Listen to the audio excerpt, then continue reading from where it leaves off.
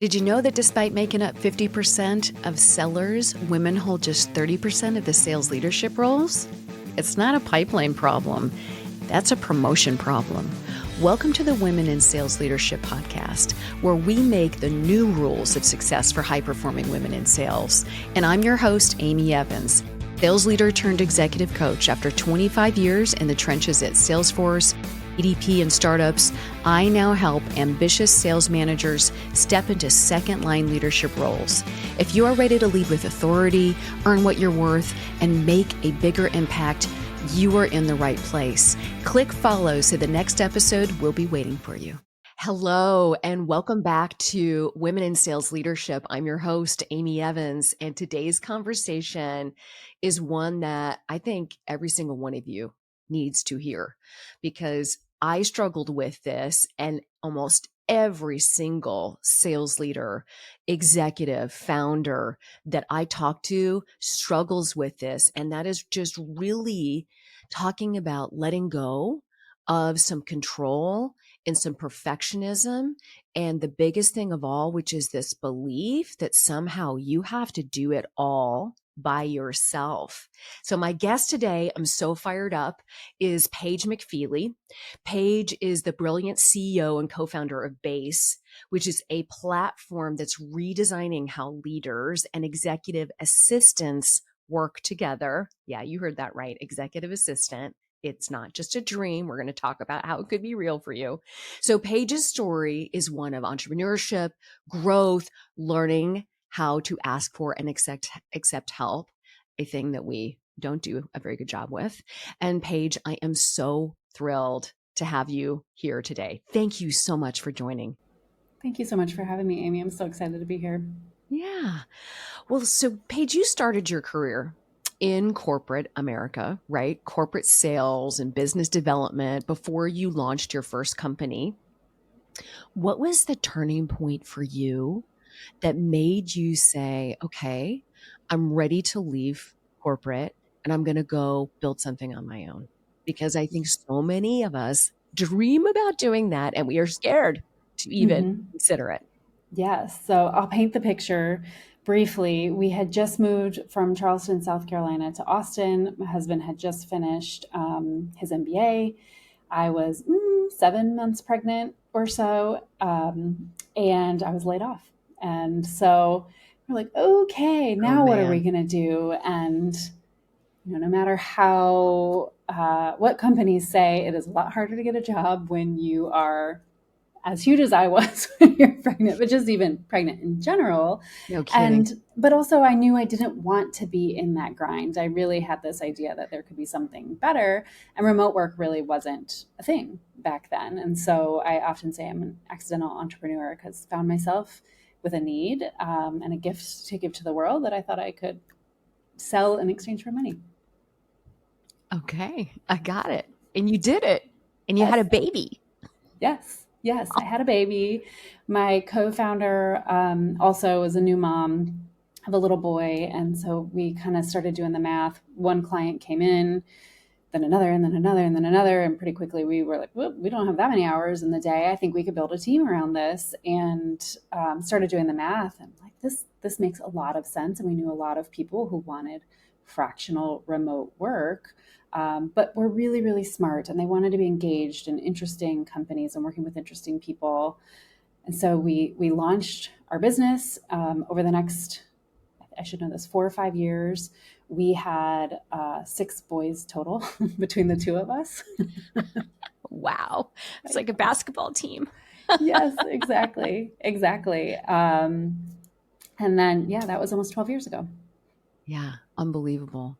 So let's talk about the gap that you see in how the leaders that your organization, your company supports. Like, what are the gaps in where and how they're getting or not getting the right support? What do you notice most often?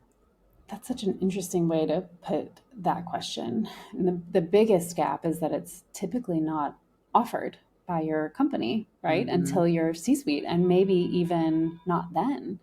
for many people. So I think the fact that it just doesn't even exist, and it's culturally, we think of having an executive assistant as this luxury and something you have to earn at the peak of your career.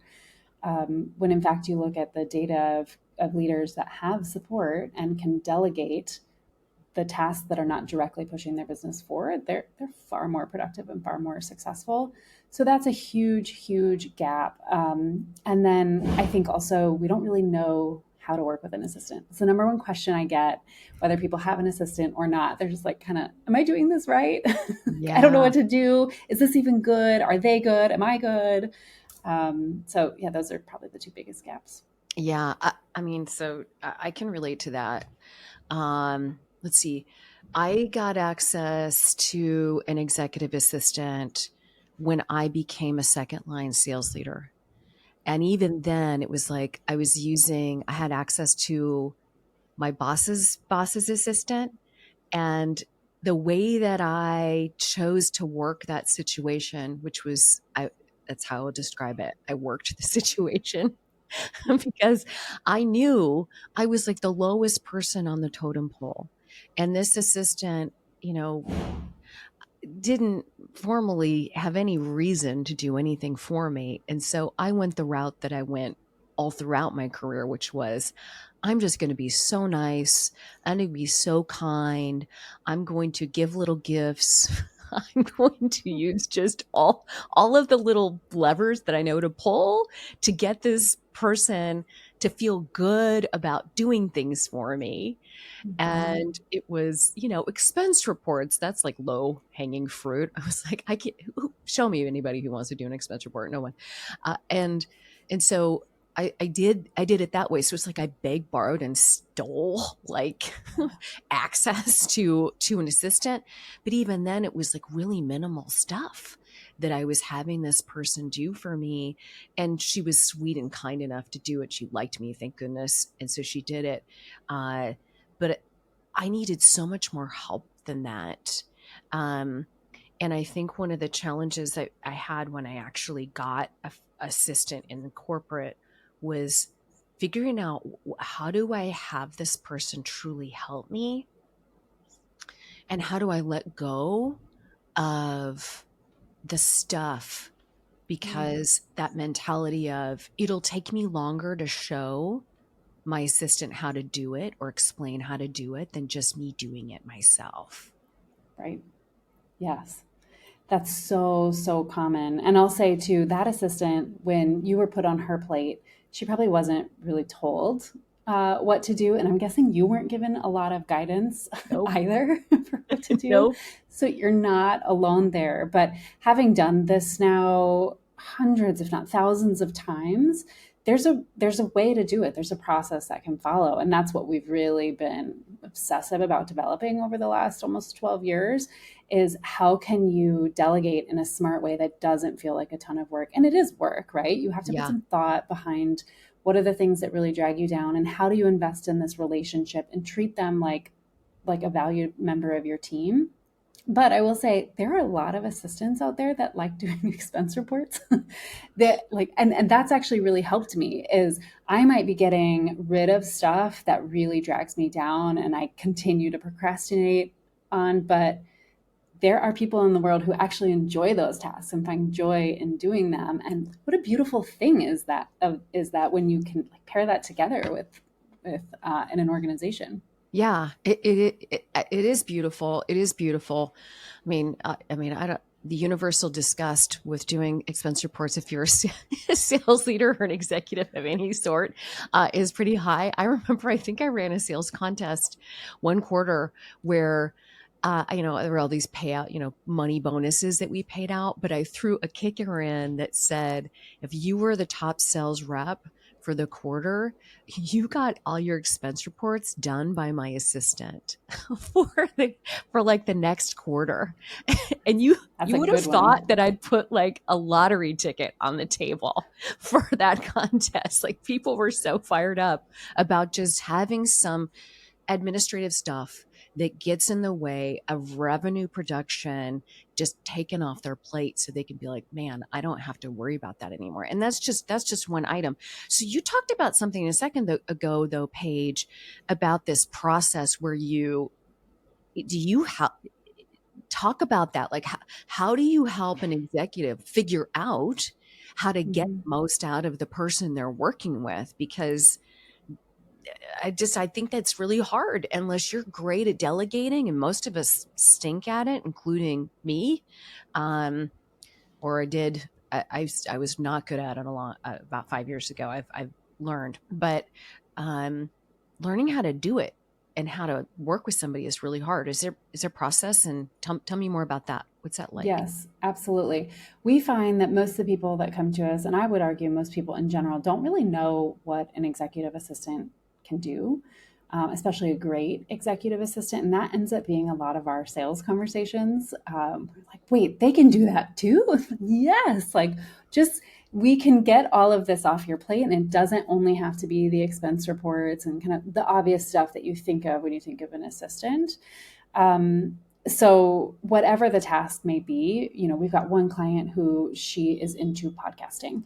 And so we found her an executive assistant who has experience in that area. So the tasks that she does are completely different from the director of engineering at a larger organization, right? Like their needs are totally different, but the process is the same of mentally thinking about what do I what do I need to focus on to drive my business forward? What am I doing that is not contributing to that?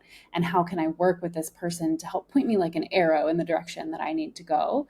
And so we've got processes on both sides for the executive assistant to help uncover those things, for the client to walk them through that. And in fact, that process is what we use. It's not the full discovery process, but kind of that initial deep dive is what we use to help find the match for the client, which is our real sweet spot, is finding that ideal match. And we built a software platform to help us do that. Okay.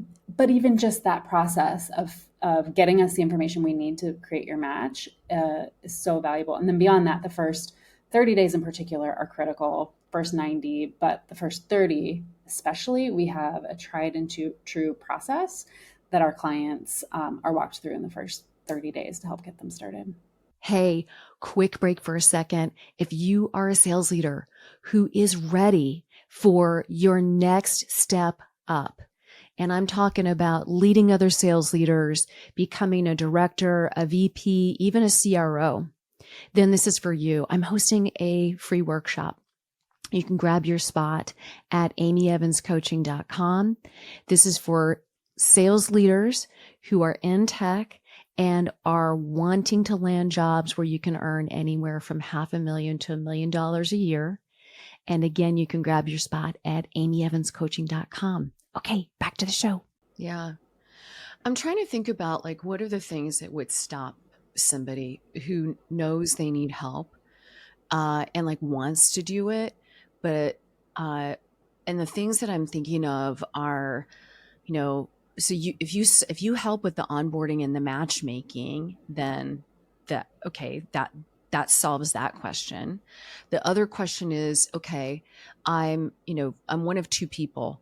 I'm either a leader inside a corporate business where I don't have budget or access to an assistant, and I can either choose to pay out of pocket for that person, or maybe I can make a business case for why the company should be reimbursing me for this assistant. Have you seen some of your clients do that before? Yeah, we see both of those Yeah. frequently.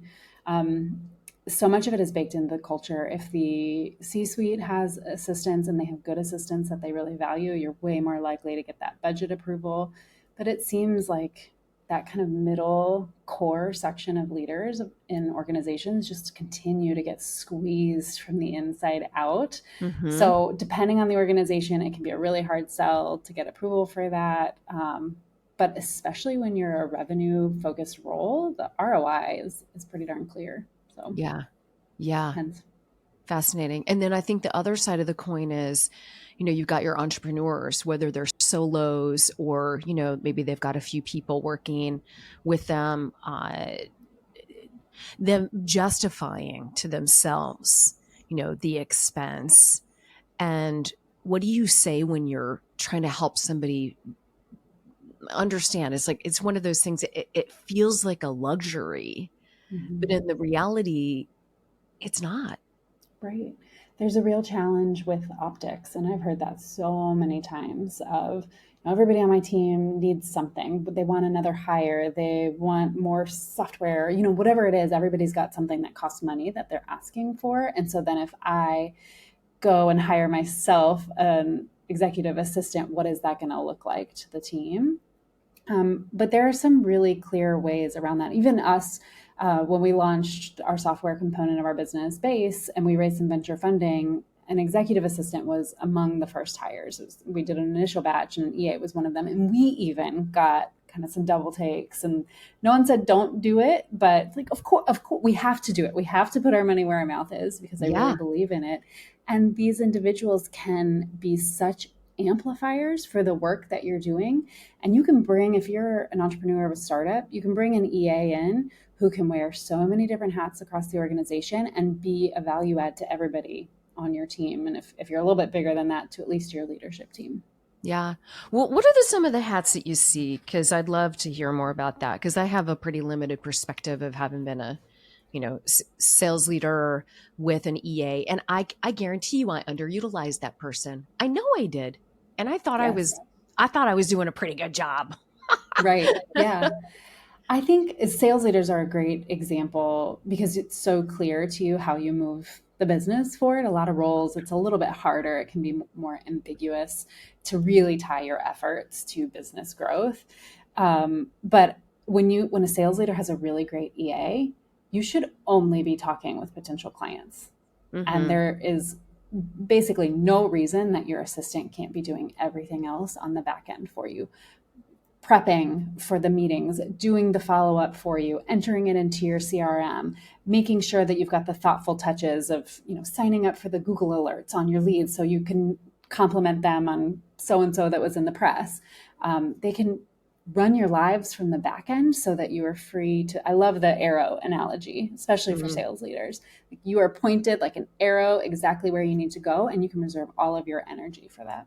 Yeah. I mean, when I had my person, and I have other assistants, I have other people in my company now that do some specific functions, and maybe Paige, you and I need to talk afterwards Yeah. about some other support I need, because a big part of it is just like this mental block of giving myself permission. What I went to like a 2-day seminar on delegation early in my leadership career. And in that whole 2 days, I walked out with one thing. And that one thing was this.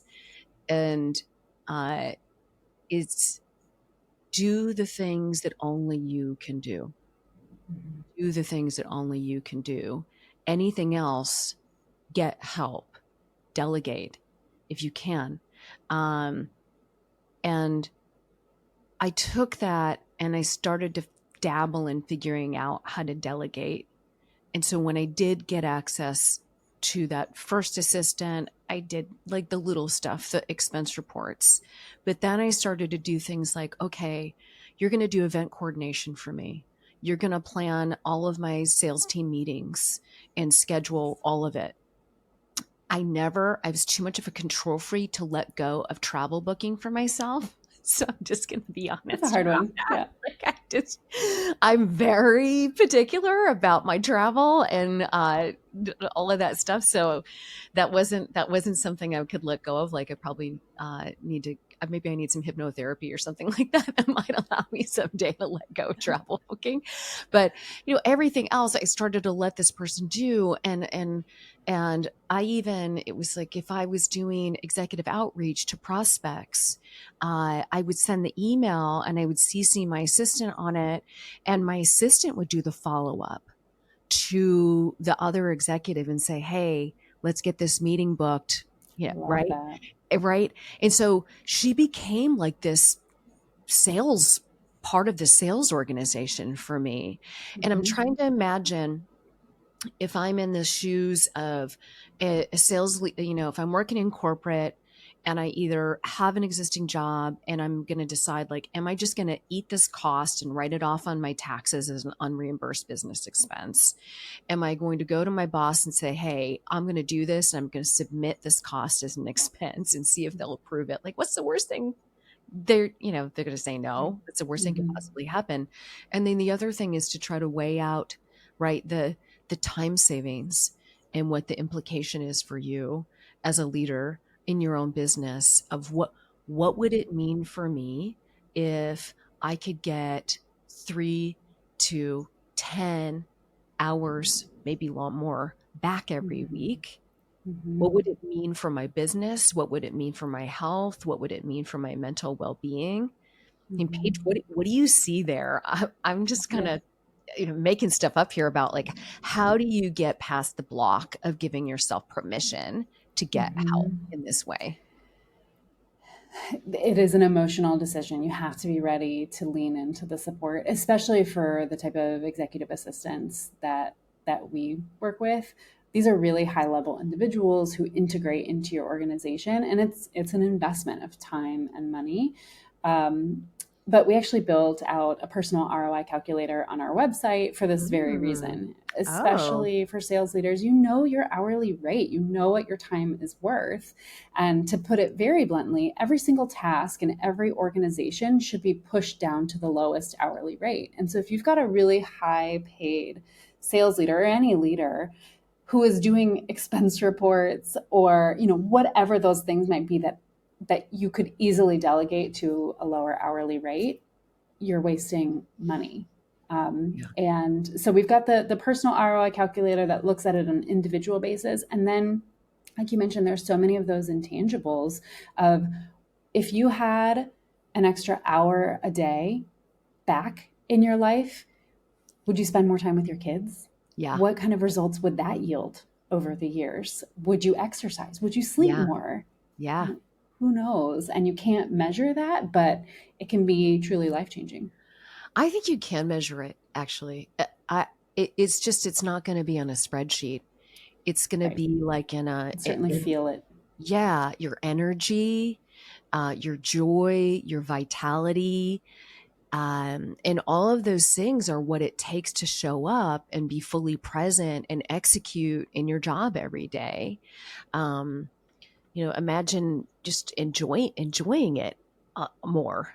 Like, joy is Right. underrated. Like, everybody talks about joy, and how to get access to it. It's rest, it's health, and it's relationships and connection, and all of that requires time. So what you're talking about is buying back time.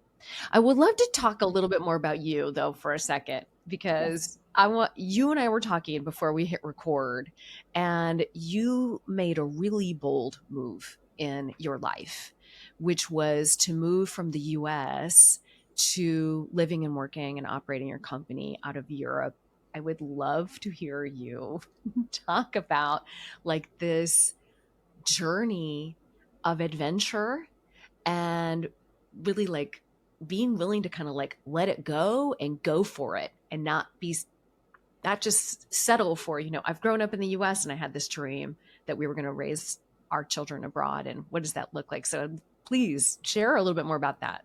Yes. So we moved to Valencia, Spain, almost a year and a half ago. I've got three sons who are ages 8 to 11. And it was kind of this idea that we had in the back of our minds from the start of we would love to live in different places. My husband and I both moved a lot, but also we would love them to learn a new language and just experience the culture that the world can offer because especially when kids are little, you live in a bubble, right? You are doing all the little kid things and you're interacting with a lot of the same people. And we traveled a lot, but I don't think you can replace being in a new environment. And the other really important thing to us, when our kids were at a fantastic public school, we were in Greenville, South Carolina, really an amazing public school. But it wasn't hard for them. And they were always kind of not centered, but welcome in every space that they were in their lives. And we even said, like, they could use to be knocked down a couple pegs. So planting them in an area where they are absolutely the outsiders, nothing is easy for them. They are really learning how to do hard things. And our goal ultimately is for them to grow up to be more interesting people than they would have otherwise. So it has been a journey. I would do it again, but it's not been easy. Yeah. Yeah. I think so. I mean, me included, right? Like, uh, I have these dreams of, and that's a big part of the reason that I have my business that I have. Like the vision is that once my kids are out of school, which will be in a few years, I can live anywhere and I can run my business from anywhere. And that kind of freedom is so inspiring and exciting. I know, not without its own like funky moments and adventures that are part of any adventure that you take on of like I'm going to go do something different than I've always known. But it's really exciting to think about that and consider that as a career objective. I don't know. Um, Yeah. yeah. We one reason that we love Spain so much is because the culture is so different and it moves at such a different pace. And my husband and I are both entrepreneurs, and we have been grinding for a long time, plus having three babies in 3 years. And so we thought if we're ever going to step out of this grind, we might have to be forced out of it. Yeah. And we've definitely found that in Spain. They drink beer at 10 in the morning as their second meal of the day. And it's, Wait, did you just say drinking beer at 10 in the morning? yes, yeah, yeah, Okay. yep. It's wild. You walk down the Mhm. street and there are people of a huge array of ages drinking just a little beer, Mhm. not Mhm. the doble, not the big ones, but a little beer, and they're having maybe a churro or something like that, and then they go about their day. But they have a term for it here that I love so much. It's called sobremesa, which is it literally means around the table. And so Mm. it's not just the experience of consuming whatever it is you order at a restaurant, it's the experience of sitting and being there. And so they might stay at a table for hours after they finish, which could you imagine doing that in the No, States? they'd be bringing you the check and be standing there hovering like, "Get out. We want to Yes, seat this. We want to exactly. turn this table so we can sell more food." Right, exactly. So there's a trade-off. Like the service isn't always super attentive because they're expecting you to sit there for hours, but it's been such a beautiful, painful but beautiful experience to be ripped out of that. Yeah, I can't imagine like the adjustment. And then there's also freedom that comes when you make big changes like that in your life, where you think, okay, this was hard, but we did it and it's working for us. And then the next time you want to make a change like that, you have that experience to draw on and say, we did that. What else can we do? Right. Yeah, exactly. We call it stretching. Like we're in the stretching period. And there are some things we can look back and realize, oh man, we did that. That was really painful stretching. And some of it we're still in the middle of. Well, I don't know when the stretching ends. So, like, I hope it doesn't, Never. by the way. I really Yeah, don't. exactly. Yeah. So, what's one of the things that you think, going back to mindset shift and delegation, like, is there a mindset shift that you think really helps women specifically delegate more confidently that you've seen? To delegate more confidently. Oh, that's interesting.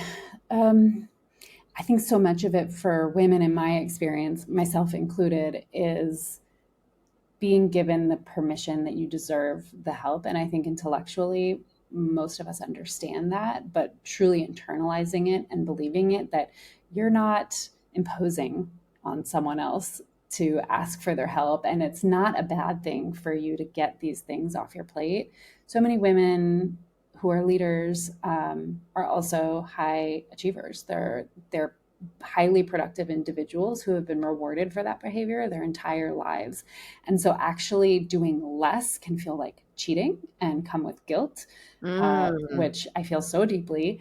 But just remembering like this is actually how I amplify myself by sharing the load has been really valuable. that is, I love that thought about cheating.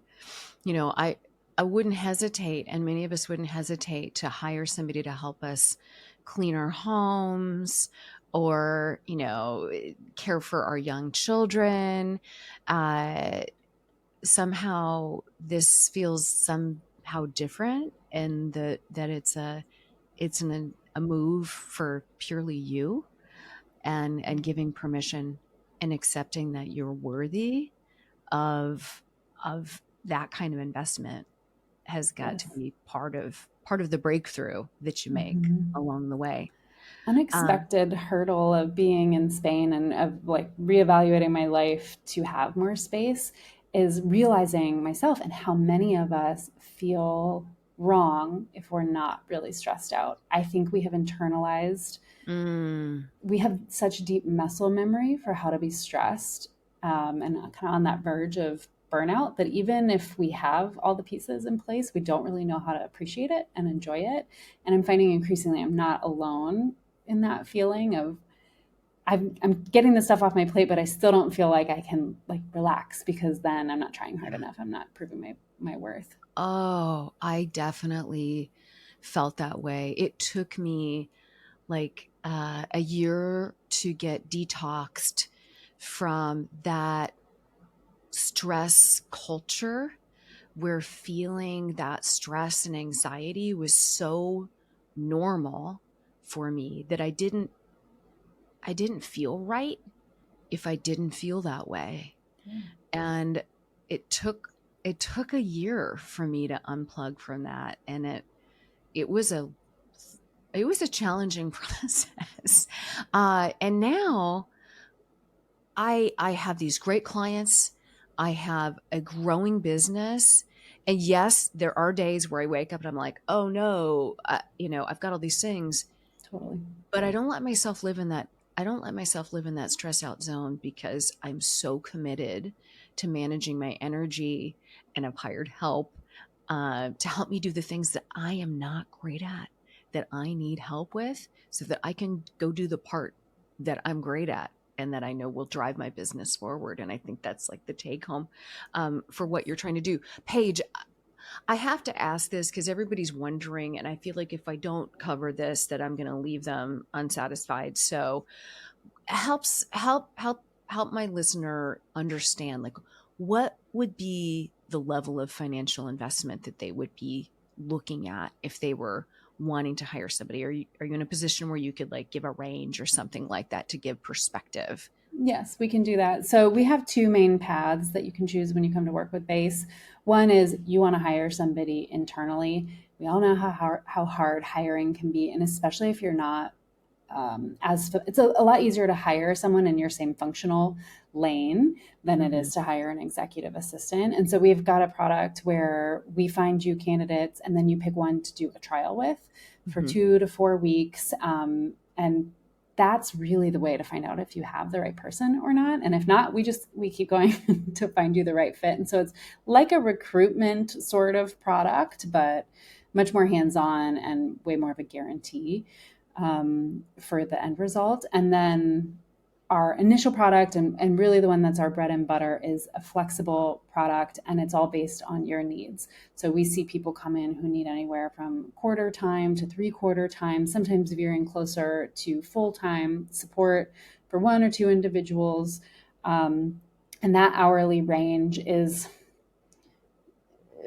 so I'll give you two prices. So Yeah. $65 an hour is the average, but we actually offer a 20.72% discount to women. I can't I love remember it. if we spoke about that We before. did. I remember. Yeah. And it's this like funky number, and there's a reason behind the funky number on the Yes, discount.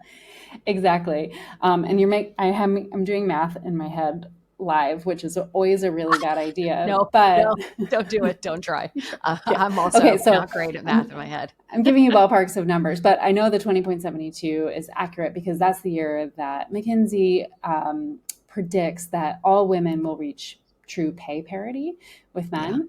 And that's a really long ways away. And so we were like, you know what, enough. There are enough barriers already for women to getting help, and we don't want the price to be just another barrier for high caliber support that we offer.